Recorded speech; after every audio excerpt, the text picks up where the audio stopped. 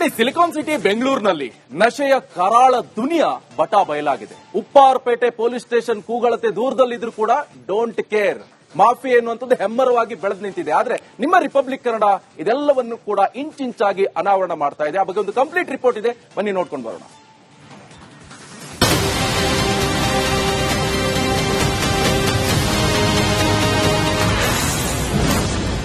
ಬೆಂಗಳೂರಿನಲ್ಲಿ ನಶೆಯ ಕರಾಳ ದುನಿಯಾ. Flyover ಡೆಕ್ನಲ್ಲೇ drug ವಹಿವಾಟು. ಇದು ನಿಜಕ್ಕೂ ಅಂತಿಂತ ಸ್ಟೋರಿ ಅಲ್ವೇ ಅಲ್ಲ.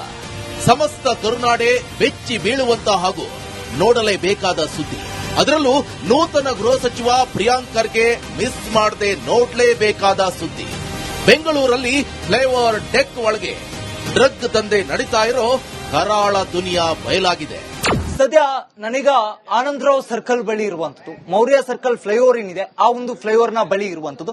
ಫ್ಲೈಓವರ್ ನ ಒಳಭಾಗದಲ್ಲಿ ಸದ್ಯ ಒಂದಿಷ್ಟು ಬೇರೆ ಬೇರೆ ರಾಜ್ಯಗಳಿಂದ ಬಂದಂತಹ ವ್ಯಕ್ತಿಗಳೇನಿದ್ದಾರೆ ಅವರು ವಾಸವನ್ನ ಮಾಡ್ತಾ ಇರುವಂತದ್ದು. ಅದರ ಜೊತೆಗೆ ಗಾಂಜಾ ವ್ಯಸನಿಗಳು ಕೂಡ ಲಭ್ಯ ಆಗ್ತಾ ಇದ್ದಾರೆ ಅಂತ ಹೇಳಿದ್ರೆ, ಗಾಂಜಾವನ್ನ ಸೇವನೆ ಮಾಡಿಕೊಂಡು ಗಾಂಜಾವನ್ನ ವ್ಯಸನ ಮಾಡಿಕೊಂಡು ಈ ಒಂದು ರಾಜ್ಯವನ್ನ, ಈ ಒಂದು ಸ್ಥಳೀಯ ಕಾಲೇಜುಗಳೇನಿದೆ ಕಾಲೇಜುಗಳಿಗೆ ಸಪ್ಲೈ ಮಾಡುವಂತಹ ಕೆಲಸವನ್ನ ಕೂಡ ಮಾಡ್ತಾ ಇರುವಂತದ್ದು.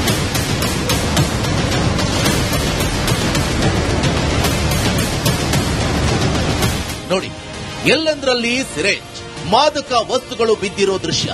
ಅಲ್ಲದೆ ಡ್ರಗ್ ಅಮಲಿನಲ್ಲಿ ತೇಲಾಡ್ತಿರುವ ಅನ್ಯ ರಾಜ್ಯದ ವ್ಯಕ್ತಿ. ಉಪ್ಪಾರಪೇಟೆ ಠಾಣೆ ಕೂಗಳತೆ ದೂರದಲ್ಲೇ ಈ ಖತರ್ನಾಕ್ ಮಾಫಿಯಾ ಹೆಮ್ಮರವಾಗಿ ಬೆಳೆದಿದ್ರು ಯಾರ ಕಣ್ಣು ಇಲ್ಲಿ ಬಿದ್ದಿಲ್ಲ. ಆದ್ರೆ ನಿಮ್ಮ ರಿಪಬ್ಲಿಕ್ ಕ್ಯಾಮೆರಾ ಕಣ್ಣಲ್ಲಿ ಅತ್ಯಂತ ನಟೋರಿಯಸ್ ದುನಿಯಾದ ಅನಾವರಣ ಮಾಡಿದೆ.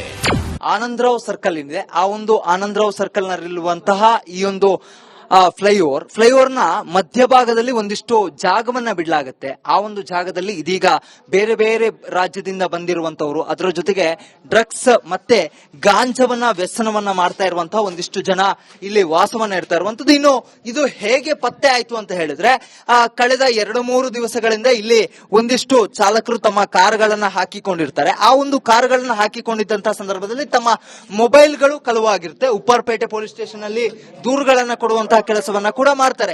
ಆದ್ರೆ ಆ ಒಂದು ಕಳ್ಳ ಯಾರು ಅಥವಾ ಮೊಬೈಲ್ ಅನ್ನ ಕದ್ದವ್ರು ಯಾರು ಅನ್ನುವಂಥದ್ದು ಪತ್ತೆ ಆಗಿರೋದಿಲ್ಲ. ಈ ನಿಟ್ಟಿನಲ್ಲಿ ತಮ್ಮ ಮೊಬೈಲ್ ಅನ್ನ ತಾವೇ ಟ್ರೇಸ್ ಮಾಡೋಣ ಅಂತ ಹೇಳಿ ಒಂದಿಷ್ಟು ಚಾಲಕರು ನೇರವಾಗಿ ಲೊಕೇಶನ್ ಗೆ ಬರ್ತಾರೆ. ಆ ಒಂದು ಸಂದರ್ಭದಲ್ಲಿ ಈ ಒಂದು ಫ್ಲೈಓವರ್ ನ ಕೆಳಭಾಗದಲ್ಲಿ ತೋರಿಸುತ್ತೆ.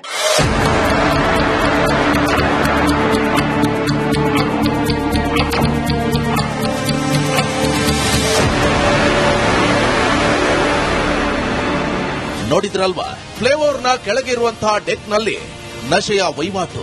ಡ್ರಗ್ ಪೆಡ್ಲರ್ಗಳಿಗೆ ಸುರಂಗವೇ ರಹದಾರಿ. ಇಲ್ಲಿಂದ ರಾಜ್ಯದ ಬೇರೆ ಬೇರೆ ಶಾಲೆ ಕಾಲೇಜಿಗೆ ಡ್ರಗ್ಸ್ ಸಪ್ಲೈ ಮಾಡಲಾಗ್ತಿತ್ತು ಎನ್ನಲಾಗಿದೆ.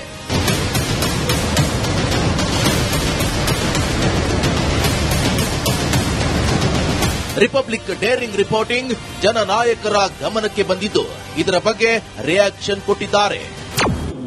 ಇವತ್ತು ಇದು ಒಂದು ರೀತಿ ಮೈನ್ ಸೆಂಟರ್ ಏನ್ ಮಾಡ್ಕೊಂಡಿದ್ದಾರೆ ಬೆಂಗಳೂರು ನಗರವನ್ನು.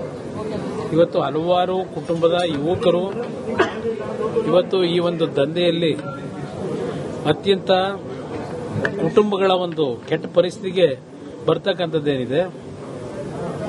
ನಾನು ಈಗಿನ ಗೃಹ ಸಚಿವರಿಗೆ ಹೇಳ್ತಕ್ಕಂಥದ್ದು, ಸ್ವಲ್ಪ ನಿಮ್ಮ ಟೀಕೆ ಮಾಡ್ತಕ್ಕಂಥದ್ದು, ವಿರೋಧ ಪಕ್ಷಗಳನ್ನ, ಕೇಂದ್ರ ಸರ್ಕಾರನ ಟೀಕೆ ಮಾಡೋದು ಮತ್ತು ನಮ್ಮಗಳನ್ನು ಟೀಕೆ ಮಾಡೋದು. ನಮ್ಮಗಳನ್ನು ಟೀಕೆ ಮಾಡಿ ತೊಂದರೆ ಇಲ್ಲ, ಏನ್ ಬೇಕಾದ್ರೂ ಟೀಕೆ ಮಾಡಿ. ಆದರೆ ಆ ಟೀಕೆಗೆ ನೀವು ಕೊಡ್ತಾ ಇರ್ತಕ್ಕಂಥ ಸಮಯ ಇದೆಯಲ್ಲ, ಅದನ್ನ ಸ್ವಲ್ಪ ಬದಿಗಿಟ್ಟು ಈ ದಂಧೆಗಳನ್ನು ನಿಲ್ಲಿಸ್ತಕ್ಕಂಥ ನಿಟ್ಟಿನಲ್ಲಿ ಈಗ ನಿಮ್ಮ ಪರಾಕ್ರಮ, ನಿಮ್ಮ ವೀರಾವೇಶ ಇದೇನಿದೆ ಇದನ್ನ ಜಾರಿಗೆ ತನ್ನಿ ಅಂತಕ್ಕಂಥದ್ದನ್ನು ಹೇಳಲಿಕ್ಕೆ ಬಯಸ್ತೀನಿ ಅವ್ರಿಗೆ. ಅಂದ್ರೆ ನಮ್ಮ ಯುವ ಜನರು ಕೂಡ ನೀವು ಯಾವುದೇ ದುಶ್ಚಟಕ್ಕೆ ಬಲಿಯಾಗದೆ ಓದೋದ್ ಕಡೆ ಗಮನ ಕೊಡಬೇಕು. ಎತ್ತ ತಂದೆ ತಾಯಿಗಳು ನಿಮ್ಮನ್ನೇ ನಂಬ್ಕೊಂಡಿರ್ತಾರೆ. ಯಾರೋ ಗಾಂಜಾ ಕೊಟ್ರು, ಯಾರೋ ಡ್ರಗ್ಸ್ ಕೊಟ್ರು ಅಂತಂದೇಳಿ ಅದನ್ನ ನುಂಗಿ ಅಥವಾ ಸೇವಿಸಿ ನಿಮ್ಮ ಜೀವನವನ್ನ ಹಾಳು ಮಾಡ್ಕೋಬೇಡ್ರಿ. ಅದರಿಂದ ಯುವಕರಲ್ಲೂ ಕೂಡ ನಾವು ಜಾಗೃತಿ ಮೂಡಿಸ್ತಕ್ಕಂಥದ್ದು ಅಗತ್ಯ ಇದೆ. ಪ್ರತಿಯೊಂದು ಕಾಲೇಜಿನಲ್ಲೂ ಕೂಡ ನಾವು ಇನ್ನು ಮೇಲೆ ಹೋಗಿ ಆ ರೀತಿಯಾಗಿ ಯುವಕರಿಗೆ ನಾವು ಒಂದು ಅವ್ರಿಗೆ ವಿಶ್ವಾಸ ಬರೋ ರೀತಿಯಲ್ಲಿ, ಇದರಿಂದ ದೂರ ಇರೋ ರೀತಿಯಲ್ಲಿ ಒಂದು ಅವರಲ್ಲಿ ಜಾಗೃತಿ ಮೂಡಿಸ್ತಕ್ಕಂಥದ್ದು ಕೂಡ ಅಗತ್ಯ ಇದೆ. ನಮ್ಮ ಪಾರ್ಟಿ ಅದನ್ನ ಮಾಡ್ತೀವಿ.